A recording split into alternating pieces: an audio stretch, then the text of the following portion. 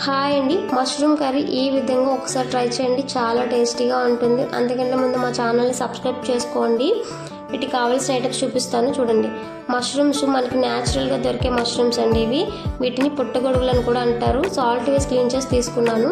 Onion, tomato, నువ్వులు, పల్లీలు, అల్లం, పచ్చిమిర్చి, సాల్ట్, కారం, ధనియా పౌడర్. కావాల్సిన ఐటమ్స్ని ఇలా ప్రిపేర్ చేసి తీసుకోవాలి. మిక్సీ జార్ తీసుకొని ఇందులో 1 కప్ టమాటా ముక్కలు వేసుకోవాలి. 2 టేబుల్ స్పూన్ నువ్వులు వేసుకోవాలి. వీటి ప్లేస్లో మనం కాజు కూడా వేసుకోవచ్చు. 2 టేబుల్ స్పూన్ల పల్లీలు వేసుకోవాలి. అల్లం ముక్కలు, వెల్లుల్లిగడ్డలు వేసుకొని కొంచెం వాటర్ వేసుకొని మిక్సీ పట్టేసుకోవాలి. ఇప్పుడు ప్యాన్లో 2 టేబుల్ స్పూన్ ఆయిల్ వేసుకొని ఆయిల్ హీట్ అయిన తర్వాత మష్రూమ్స్ వేసుకొని 2 మినిట్స్ మనం కుక్ చేసుకోవాలండి. ఇలా కుక్ చేసుకున్న తర్వాత వీటిలో నుంచి వాటర్ రిలీజ్ అవుతుంది, చూసారు కదా. ఇలా వాటర్ రిలీజ్ అయిన తర్వాత దీన్ని వేరొక బౌల్లో వాటర్తో సహా మనం తీసేసుకోవాలండి. ఇలా తీసేసుకొని అదే ప్యాన్లో 2 టేబుల్ స్పూన్ ఆయిల్ వేసుకొని ఆయిల్ హీట్ అయిన తర్వాత కట్ చేసి తీసుకున్న ఆనియన్ వేసుకొని ఫ్రై చేసుకోవాలి.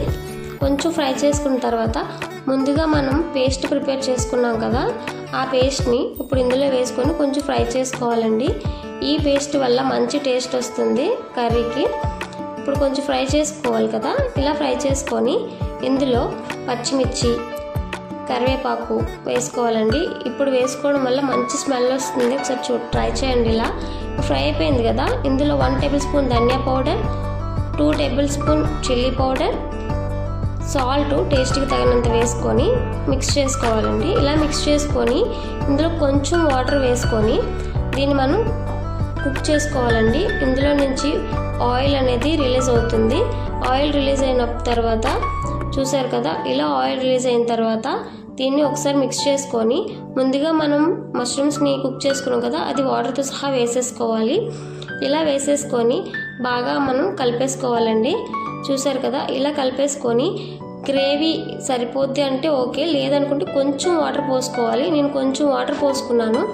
ఇలా వాటర్ పోసుకొని మిక్స్ చేసుకోవాలి. ఇలా మిక్స్ చేసుకొని దీన్ని మూత పెట్టేసుకొని 4 to 5 మినిట్స్ వరకు మనం కుక్ చేసుకోవాలండి.